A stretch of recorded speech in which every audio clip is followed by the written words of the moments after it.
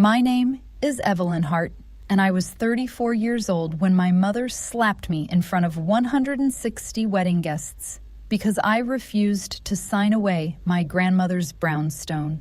Not a small house, not an old apartment no one wanted, a 4-story brownstone in Chicago's Lincoln Park with carved walnut banisters, stained glass transoms, a rooftop garden my grandmother planted herself, and a library where I had learned to breathe when the rest of my family made breathing feel selfish. It was worth $2.7 million.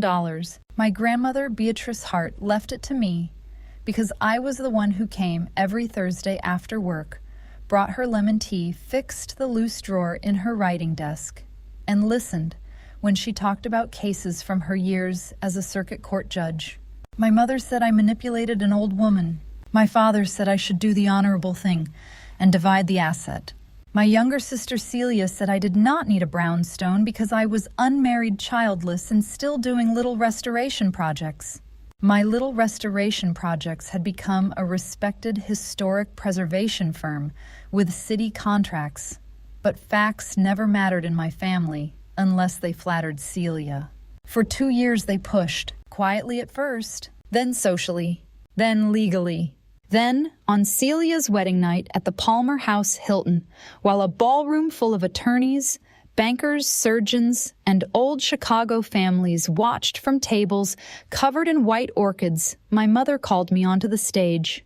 She smiled into the microphone as if she were about to honor me. Instead, she held up a folder of prepared transfer papers. Evelyn has decided, she announced, to give her grandmother's brownstone to Celia and Grant as a wedding gift. The room applauded. Celia cried on cue. Grant, my new brother-in-law, looked relieved before he remembered to look grateful. My mother placed a silver pen in my hand. All I had to do was sign. Give away the last place in my life where I had ever felt chosen. I said no. The smile left my mother's face so fast that I saw the truth underneath it before her palm hit my cheek. The slap cracked through the microphone. My pearl hairpin flew from my hair and skittered across the marble platform. The jazz trio stopped mid-note. 160 people stared. My mother expected me to cry. My father expected me to apologize. Celia expected me to fold, because I always had.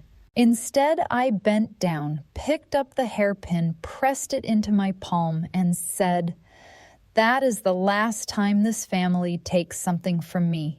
Then I walked out of the ballroom and made one phone call. 47 minutes later, my grandmother arrived with her attorney, a forensic accountant, and a file that exposed why my mother had been so desperate to get me to sign. By the time Grandma Beatrice finished speaking, my sister's wedding was over. My mother was screaming, and half the room had learned that the woman calling me greedy had forged her own mother's signature to steal a lake house. Before I tell you what happened in that ballroom, I need to tell you about Beatrice Hart. To everyone else, she was Judge Hart. To me, she was Grandma B.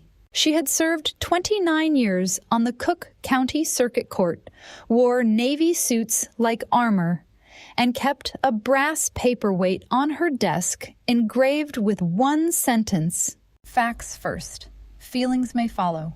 She was not a warm woman in the easy way. She did not squeal when children entered a room. She did not bake cookies from scratch unless cross-examining a recipe counted. But she noticed everything. When I was 8, she noticed that I hid under her dining room table during family dinners, not because I was shy, but because no one interrupted me there. When I was 12, she noticed that I stopped showing my parents my report cards because Celia cried whenever my grades were better. When I was 16, she noticed that I was sketching old buildings in the margins of my notebooks instead of listening to my father lecture about practical careers. "You like bones," she said one afternoon, looking over my shoulder. I blinked. "What? Buildings. You draw the bones first, not the curtains, not the furniture, the structure." "I guess." "That is good. Pretty things collapse without structure." That was the closest she came to poetry. The brownstone on Burling Street was her kingdom. My grandfather had bought it in 1972, back when the neighborhood was less polished and more stubborn. After he died, Grandma stayed. She refused developers, ignored real estate agents, paid craftsmen properly, learned how to repair plaster instead of replacing it with drywall. She turned the house into a living archive. Every room had a story. The front parlor where she studied for the bar exam while my grandfather slept on the sofa beside her. The second-floor library where she wrote opinions late into the night. The small back bedroom where I stayed the summer my parents went to Europe with Celia and told me there had only been room in the budget for 3. Grandma did not say much when that happened. She simply opened the guest room door and said, "You may unpack your hurt in there. Do not leave it on my hallway floor." I did not know whether to laugh or cry, so I did both. My parents hated that house. Not openly. The Hart family respected real estate. But my mother, Marianne, thought the brownstone was too dark, which meant it contained memories she did not control. My father, Thomas, called it illiquid, which meant he wanted to sell it. Celia called it romantic, which meant she wanted to be photographed in it.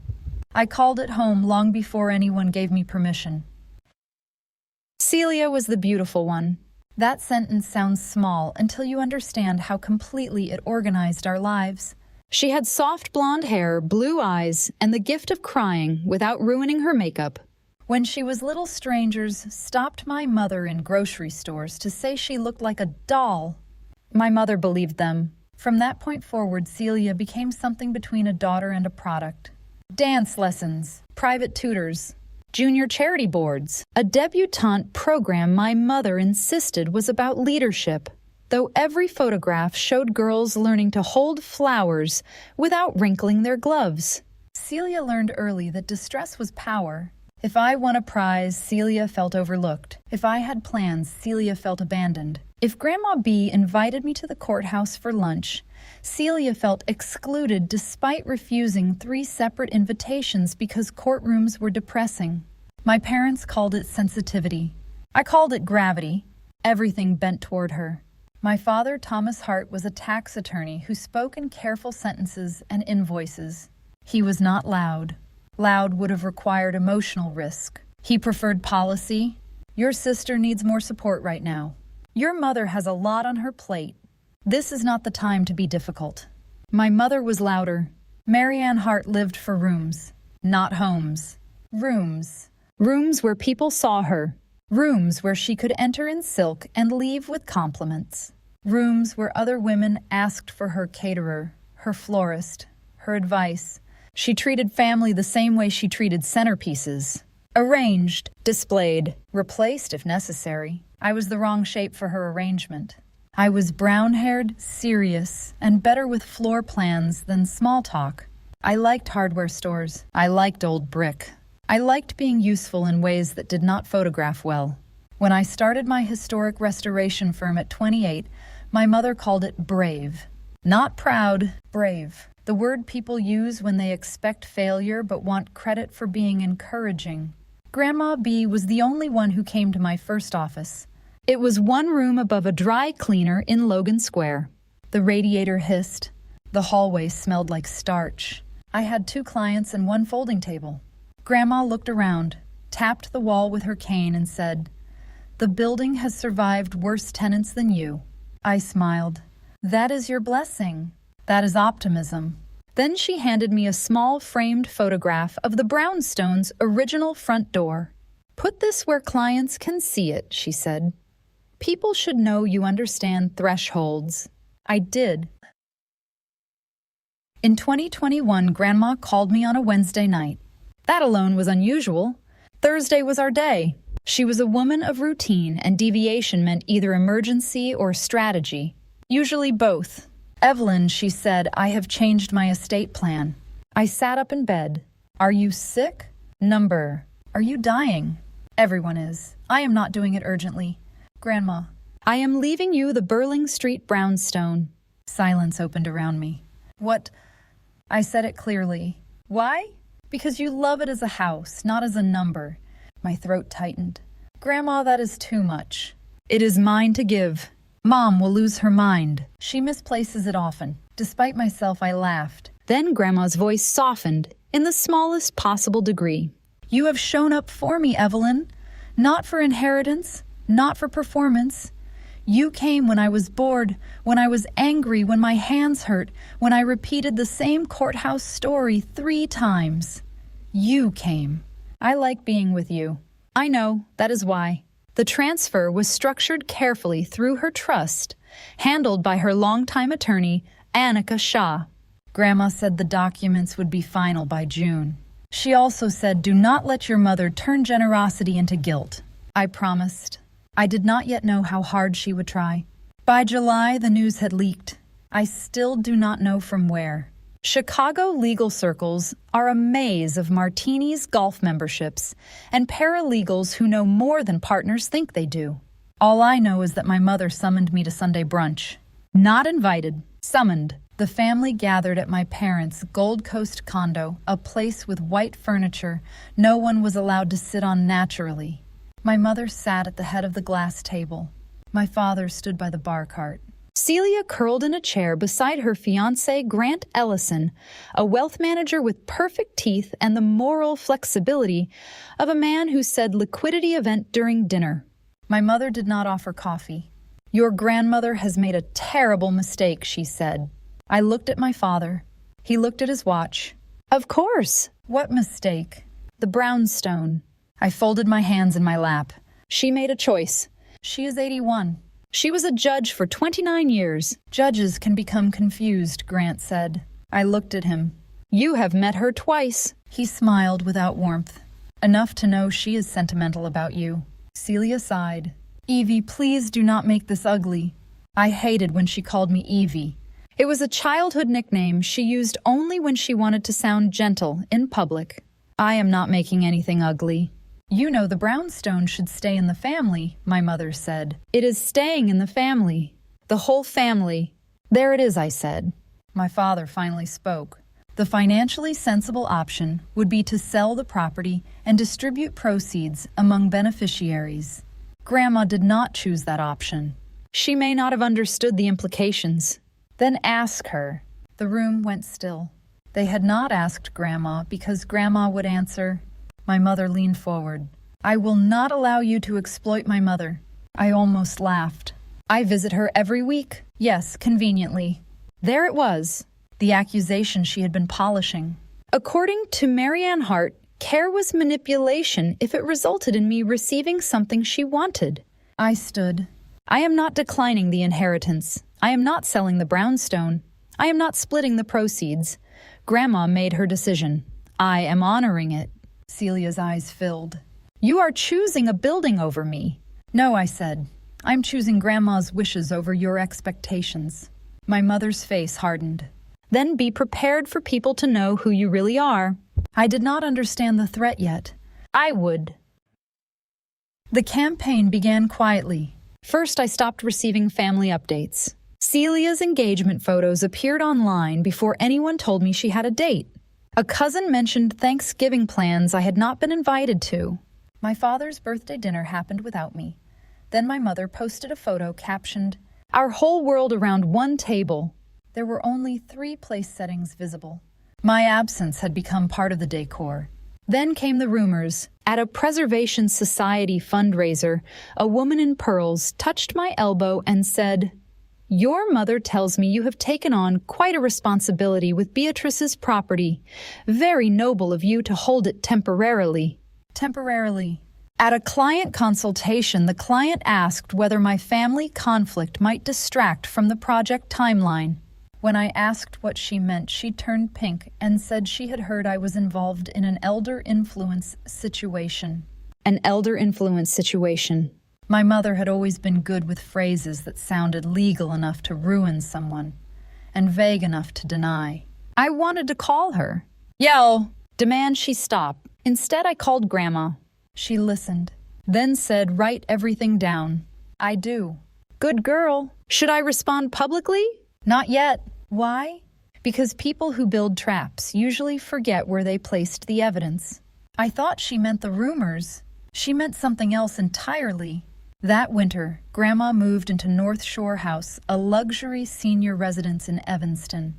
She told me the stairs were becoming too much. I believed her. I should have asked more questions. She looked smaller there, sitting by a window that overlooked a courtyard, arranged to look peaceful for brochures. I brought lemon tea. Tulips when I could find them. Old court transcripts, she claimed, were more entertaining than television. Sometimes when I mentioned my mother, Grandma's hand tightened around her cup. Did something happen, I asked once. Grandma looked out at the courtyard. Your mother has always confused access with ownership. What does that mean? It means I should have changed the locks sooner. I waited. She did not continue. I did not push. That is one of my regrets. We think respecting silence is kindness. Sometimes silence is a locked room where someone is waiting for permission to tell the truth. In January 2024, the wedding invitation arrived. Celia and Grant. Black tie. Palmer House Hilton. March 9th. Heavy cream paper. Gold edges. My name was written in calligraphy so beautiful, it looked like a disguise. I had not been included in an Evelyn Hart family event for nearly 2 years. Now I was invited to the wedding of the daughter everyone loved most. The invitation was not peace. It was bait. My mother called that evening. Evelyn, darling. Darling. I stared at the phone. Yes, Mother. I hope you received Celia's invitation. I did. Wonderful. This wedding is going to be an important moment for the family. A chance to show unity. Unity, another word people use when they mean compliance. I will attend.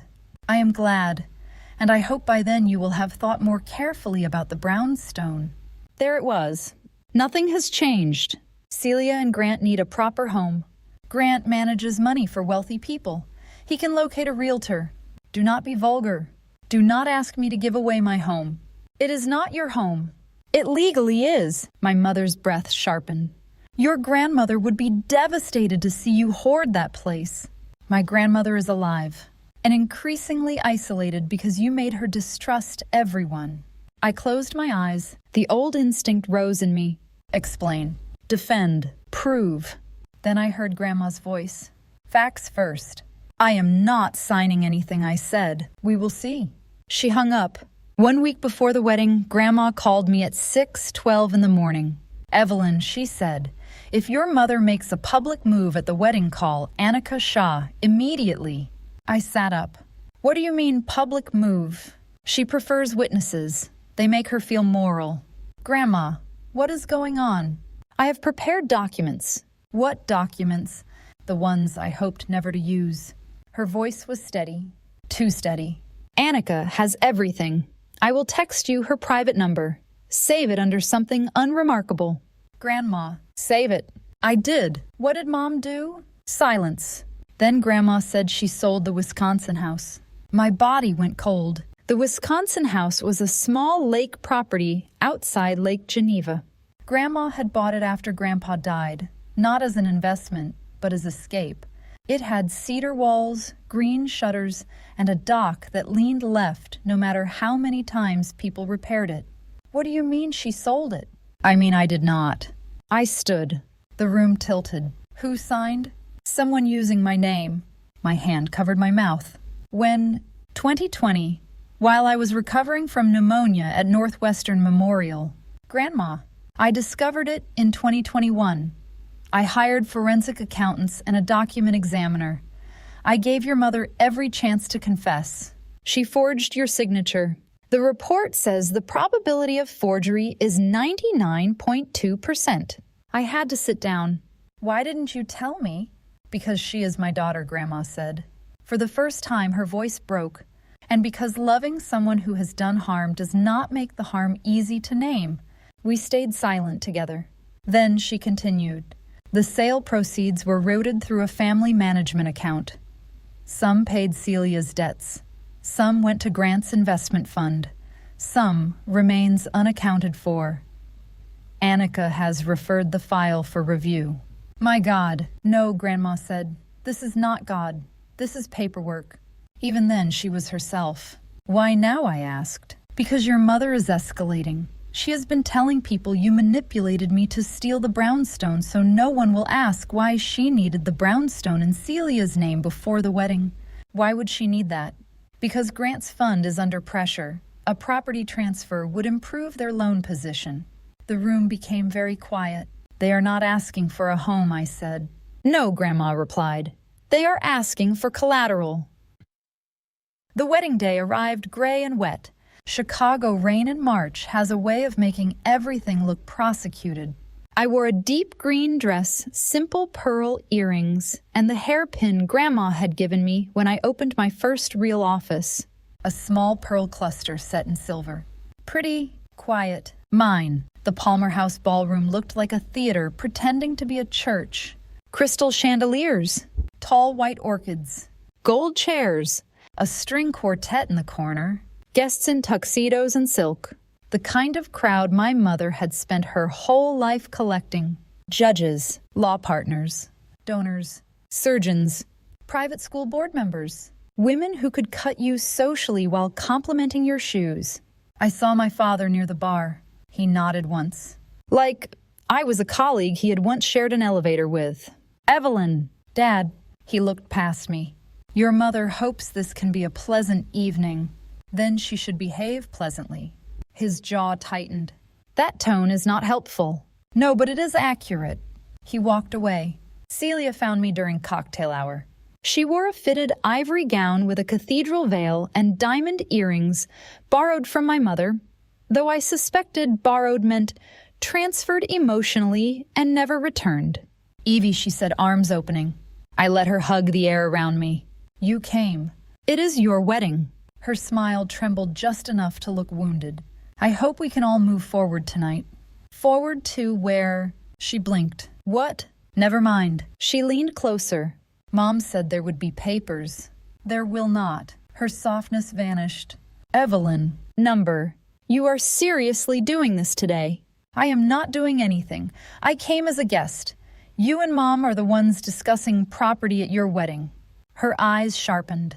Grant and I have plans for my house, for Grandma's house, for the house Grandma left me. You are alone, Evelyn. You do not need all that space. There it was again, the family arithmetic. My life counted less because fewer people stood inside it. The brownstone is not a prize for reproduction, I said. Her face reddened. You have always been jealous of me. No, I said. I have been tired of paying for you. She stepped back as if I had slapped her. I almost laughed at the irony. You will regret embarrassing me, she whispered. I did not come here to embarrass you. But I was beginning to understand that truth embarrasses people who have scheduled lies. Hello. Dinner passed like a trial in slow motion. I was seated at table 16, near a column, and far enough from the head table to be technically present, but emotionally dismissed. My table included two distant cousins, my father's former paralegal, a retired judge who kept asking whether I was still doing interiors, and one woman who leaned in during salad and whispered, "Your mother says you have been very hard on her." I smiled. That must be exhausting for her. The woman did not speak to me again. Speeches began after dessert. Grant's father talked about legacy partnership, shared values, and the importance of building a foundation. Every time he said foundation, I thought collateral. My father gave a short toast about marriage requiring sacrifice. He did not look at me. Then Celia's maid of honor told a harmless story about college. People laughed. Champagne poured. For one fragile moment, I thought maybe my mother would not do it. Maybe she was too smart. Maybe Grandma had overestimated her need for spectacle. Then my mother stood. Spoon against crystal. One clear chime. May I have everyone's attention? My stomach dropped. She took the microphone. Marianne Hart, in silver silk hair swept into a perfect knot, diamonds at her throat face, glowing with the confidence of a woman who believed the room belonged to her. Tonight, she said, we have celebrated love commitment and the joining of two families. But I would also like to honor another kind of love. The love between sisters. Celia lowered her head modestly. Grant watched me from the head table. My mother's eyes found mine. Evelyn, sweetheart, Would you join us? 160 people turned toward me. I did not move. Come on, darling, my mother said, smiling. Do not be shy. I could refuse. I knew that. But refusal would become its own performance. I stood, walked to the stage. Each step felt like moving through water. My mother held out her hand. I did not take it. Her smile tightened. As many of you know, she said, my mother, Judge Beatrice Hart, entrusted Evelyn with the Burling Street brownstone, a magnificent property with deep family history. Murmurs, heads turned. My mother continued. Evelyn has cared for that responsibility, but tonight she has the opportunity to transform responsibility into generosity. A man near the front said, "How lovely." My mother produced a folder from under the lectern. Of course she did. Inside were transfer documents, Quitclaim deed, trust release. My name typed neatly under the signature line. Celia and Grant will begin their married life in a home that honors our family legacy, she said. And Evelyn will give them that gift tonight. The room applauded, not thunderously, politely. Still, it felt like the floor moved. My mother uncapped a pen, placed it in my hand. I looked at the pen, then at her. Number. The microphone caught it. Small word. Huge room. My mother blinked. Darling, you are nervous. Number. Celia stood. Evie, please. Not now. I agree. Not now. Not ever. The applause had died completely. My mother's voice dropped. The microphone betrayed her. Do not humiliate this family. I am not the one doing that. Her fingers dug into my arm. Sign. Number. Celia began to cry. Real tears or practiced ones, I no longer cared. Grant stood behind her face tight. My mother's mask cracked. You selfish, grasping girl, she hissed. After everything this family has done for you. What has this family done for me? Gasps. My father stood from his table. Evelyn. No, Dad. I am curious. What exactly did this family do? Ignore me. Exclude me. Spread rumors that I manipulated Grandma. Ask me to give my sister a house because her husband needs collateral. Grant's face changed. There it was. A direct hit. My mother's hand moved. Fast. The slap landed across my right cheek. Hard. My pearl hairpin flew loose, hit the marble platform, and skidded toward the front row. The sound was delicate, almost pretty. The ballroom froze. I tasted blood where my tooth had cut the inside of my cheek. My mother's chest rose and fell. For 1 second, she looked shocked by herself, then angry that the room had witnessed it. I bent down, picked up the hairpin. The pearls were intact. The pin was bent. I straightened it slowly. My hands did not shake. Then I looked at my mother. That is the last time this family takes something from me. I walked off the stage. No one stopped me.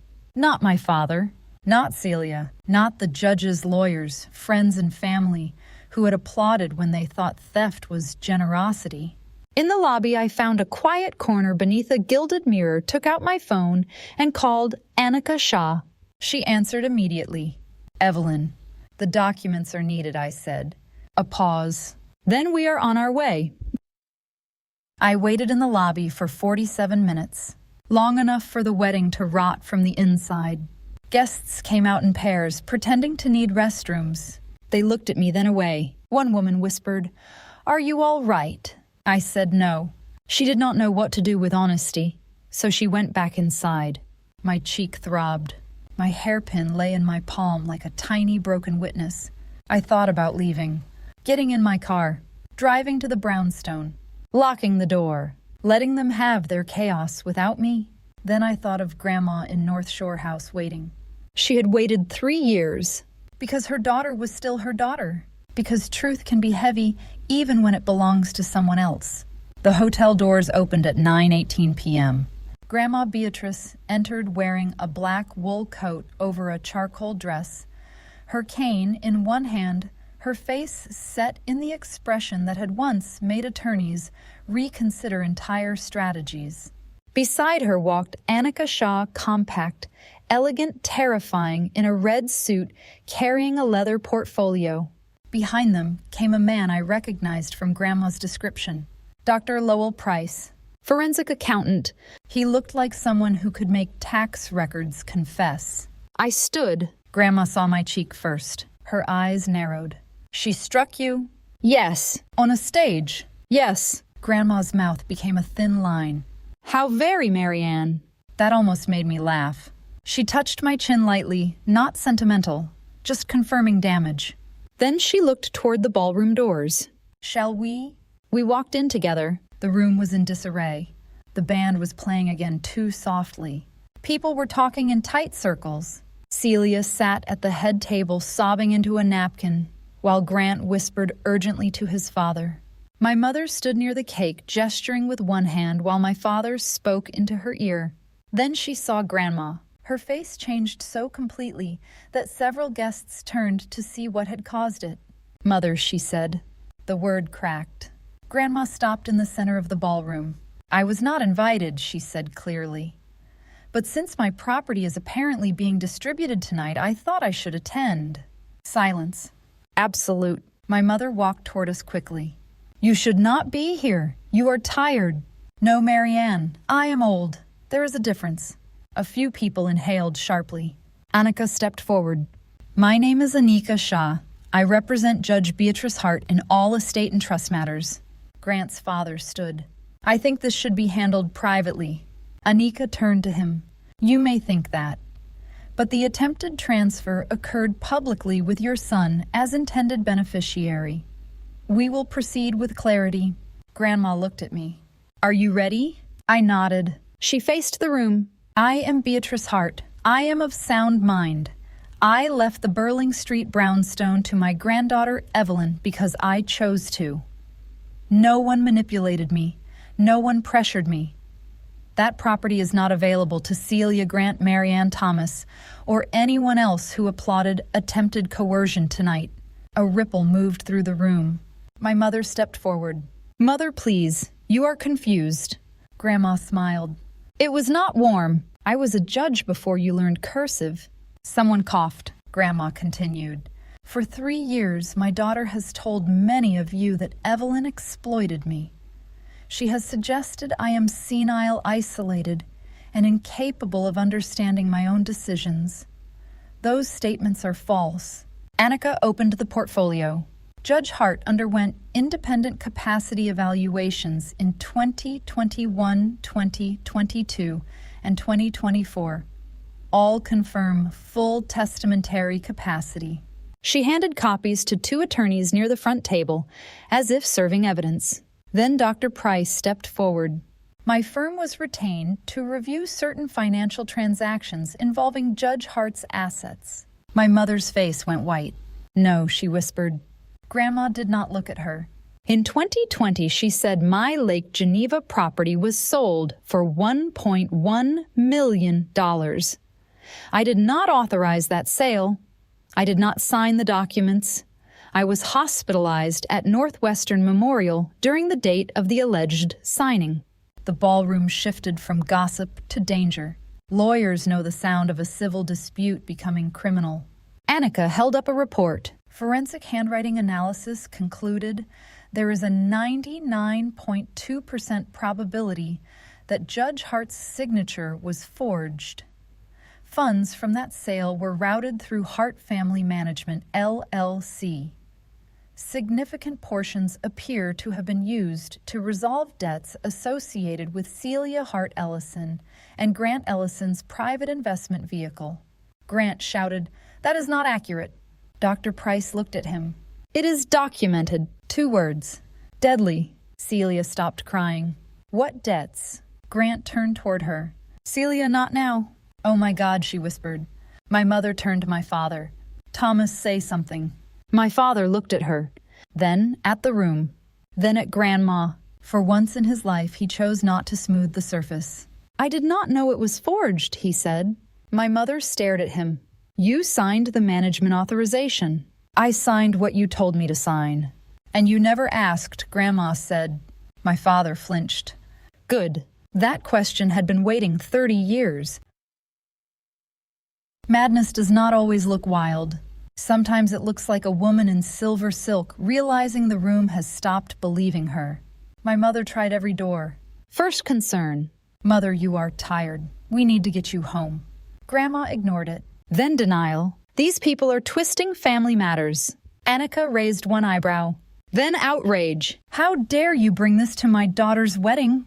That was when I stepped forward. No, I said. Every face turned. You brought property documents to your daughter's wedding. You called me onto a stage. You put a pen in my hand and asked a room to applaud, while I was coerced into signing away my home. My cheek burned. My voice did not. You made this public because you thought public pressure would make me obedient. You do not get to complain because evidence followed you into the room. A woman near the back whispered, "My God." My mother looked at me with hatred so pure it almost freed me. You have destroyed your sister's wedding. Celia stood. Her mascara was ruined. Her face looked younger without performance. "No," she said. My mother turned. "What?" Celia looked at Grant, Then at me. then at Grandma. "Did you use Grandma's lake house money?" Grant's jaw tightened. "We need to discuss this privately." "Answer me." He said nothing. That answer was enough. Celia sat down slowly. The golden child had been given a wedding, a husband, a story, and almost a brownstone. For the first time, she seemed to wonder what the price tag had been. Grandma looked at her. Celia, I love you, but love does not require me to fund your denial. Celia began to cry again. This time I believed it. Annika turned to the room. The matter has been referred to appropriate authorities for review. Judge Hart has also filed civil claims to challenge the Lake Geneva sale proceeds and recover misappropriated funds where possible. My mother staggered back as if struck. "You reported me!" Grandma's eyes filled. There it was, The grief under the steel. I waited 3 years for you to tell the truth. You spent those years slandering Evelyn, using Celia, and trying to steal the only property I placed beyond your reach. Her voice trembled once. then steadied. I did not report a daughter. I reported a crime. That sentence ended the wedding. Not officially. The cake remained uncut. The flowers remained expensive. The marriage license remained whatever it was. But the celebration died there. Guests began leaving in waves, some quickly, some after whispering apologies to Grandma. A retired judge stopped in front of me and said, "Miss Hart, I am sorry I believed careless talk." I nodded. I did not absolve him. Not yet. Grant's parents pulled him into a corner.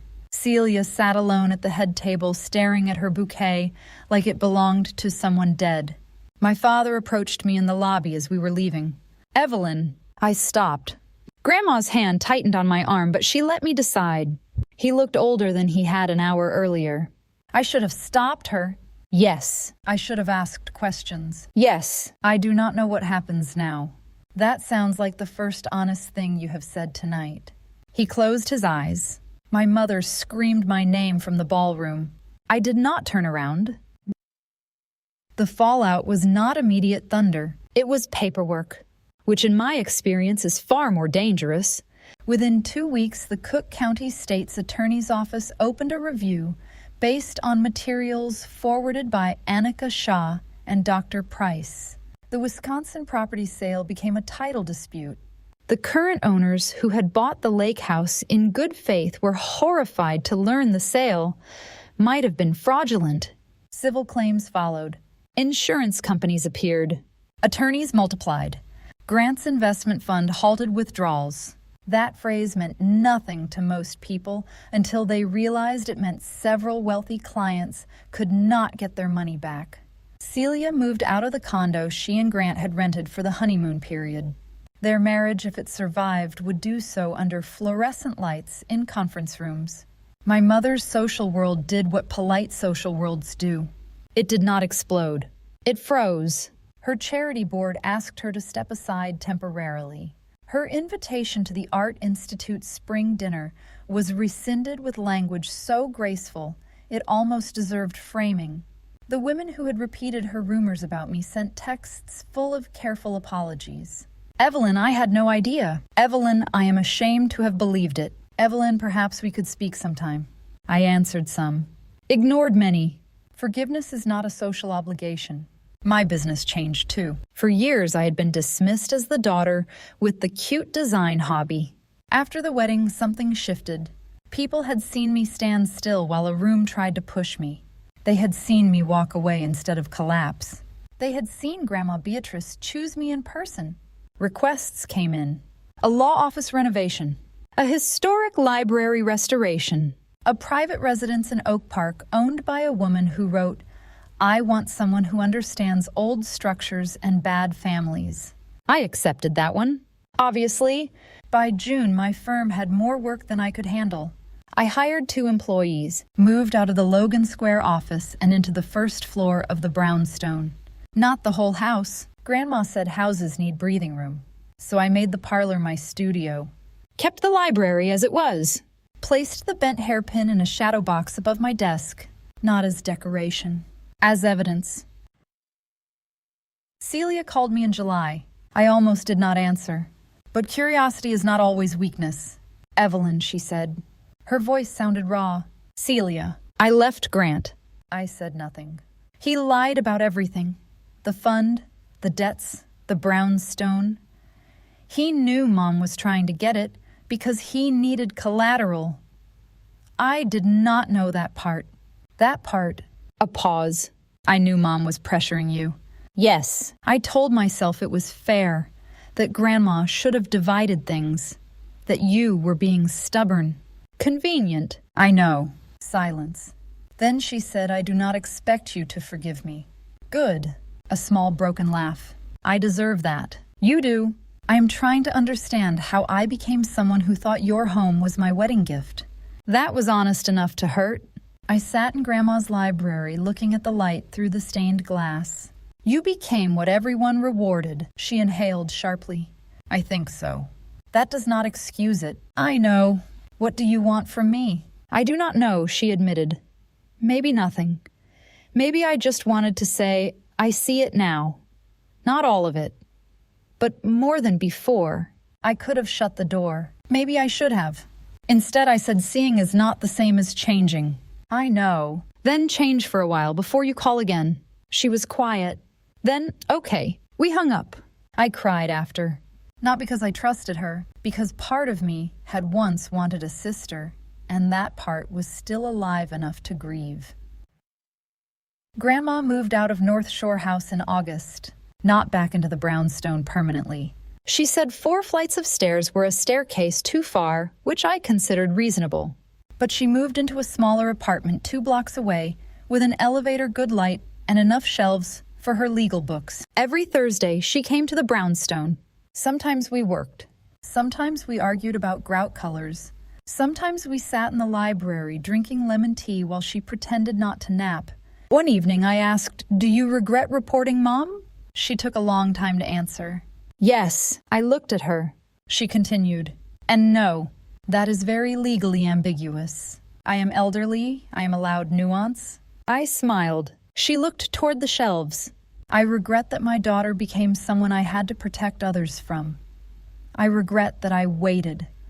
I regret that my silence gave her room to hurt you. It was not your fault. No, but it was my responsibility once I knew. I absorbed that. She tapped the arm of her chair. Love does not excuse us from responsibility. It increases it. That sentence stayed with me. Later, when reporters called, I declined every interview that wanted a scandal. I accepted one with a preservation magazine about restoring family-owned historic homes without erasing their original character. The journalist asked why old houses mattered. I said because damage is not the same as worthlessness. She wrote that down. I meant the house. Mostly. By the following spring, the Lake Geneva case was still moving. Slowly, the way justice does when it wears a suit. My mother had not been charged yet, but she was under investigation. Grant faced civil claims from investors. My father retired from his firm earlier than planned. Celia was living in a rented apartment in Evanston and working for a nonprofit arts program, which shocked me enough that Grandma said, "Do not confuse surprise with growth. Watch for consistency." I did. Celia sent no requests, no emotional ambushes, no family guilt. Only one email every few months, short and factual. I am still in therapy. I apologized to Grandma today. I found a box of your school art in Mom's storage unit. Do you want it? That one I answered. Yes, she delivered the box to the brownstone porch and left before I opened the door. Inside were charcoal sketches, old competition certificates, a photo of me at 14 holding a model of a restored row house. On the back in Grandma's handwriting, Evelyn sees what can be saved. I sat on the steps and cried. Some grief arrives late because someone hid the evidence. 2 years after the wedding, we held a small dinner at the brownstone. Not a reconciliation dinner. I do not believe in forcing peace to sit at a table before it has legs. It was Grandma's 84th birthday. Annika came. Dr. Price came because Grandma said forensic accountants deserve cake like everyone else. My father came alone. Celia came. My mother did not. She had sent flowers. Grandma sent them back. The card had said, "Thinking of you," Grandma wrote on the envelope. "Start harder," then returned it. At dinner, Grandma sat at the head of the table in the library because she said dining rooms were overrated and books made better witnesses. She raised her glass. "I would like to toast Evelyn." I groaned. Please do not. I am 84. I will do as I like. Everyone smiled. Grandma looked at me. "When I left you this house, I did not leave you a prize. I left you a question." "A question?" Yes. Whether you would inhabit what was yours without apologizing. My throat tightened. And she smiled. You answered. No applause. Just warm light. Lemon tea. Old wood. People who were not perfect, but who were finally trying to stand in truth without redecorating it. After dinner, I walked through the house alone, past the front parlor studio, past the staircase with the worn walnut rail, past the stained glass landing where evening light turned blue and gold. I thought about the stage, the slap, the hairpin, the pen in my hand. How close I had come to signing away not just property, but proof that someone had chosen me without asking for a performance. The brownstone had never been only a house. It was a record of Grandma's work, of my visits, of every Thursday tea, of every time I had entered through the front door and felt my shoulders drop because inside those walls no one asked me to be smaller. You do not give that away because a room applauds. If you are listening to this because someone has used the word family to make theft sound noble, I want you to hear me. You are allowed to say no. You are allowed to keep what was given to you in love. You are allowed to protect your home, your work, your peace, and your future from people who call your boundaries selfish because access benefited them. A public room does not make pressure righteous. A wedding does not make coercion romantic. Tears do not make entitlement holy. And a slap does not make you wrong. My name is Evelyn Hart. I still live in the Burling Street brownstone. The first floor is my studio now. The second floor is Grandma's library. The third floor has a guest room Celia has not been invited to use. Maybe someday. Maybe not. The rooftop garden is alive. I planted lavender because Grandma said tulips were too dramatic for the wind up there. She was wrong. I planted tulips too. The bent pearl hairpin hangs above my desk. Clients sometimes ask about it. I tell them it reminds me to honor structure. Not walls, not beams. The inner structure that keeps you standing when someone tries to turn love into leverage. My mother still insists she is misunderstood. My father writes careful emails. Celia is learning slowly that being loved is not the same as being centered. Grandma says that is progress, not a verdict. She is right. She usually is. And every Thursday we still drink lemon tea in the library. Sometimes she falls asleep in the chair by the window. Sometimes I pretend not to notice. Sometimes I look around at the shelves, the stained glass, the old wood, the life I almost let them shame me out of. And I think about what Grandma told me when she first gave me the house. Pretty things collapse without structure. She was right about that too. But here is what I know now. So do families. So do lies. So do people who build their power on your silence. And when the structure finally fails, when the room goes quiet, and everyone looks at you to see whether you will apologize for surviving, stand still. Pick up what fell. Put it back where it belongs. Then walk out and call the person who kept the proof.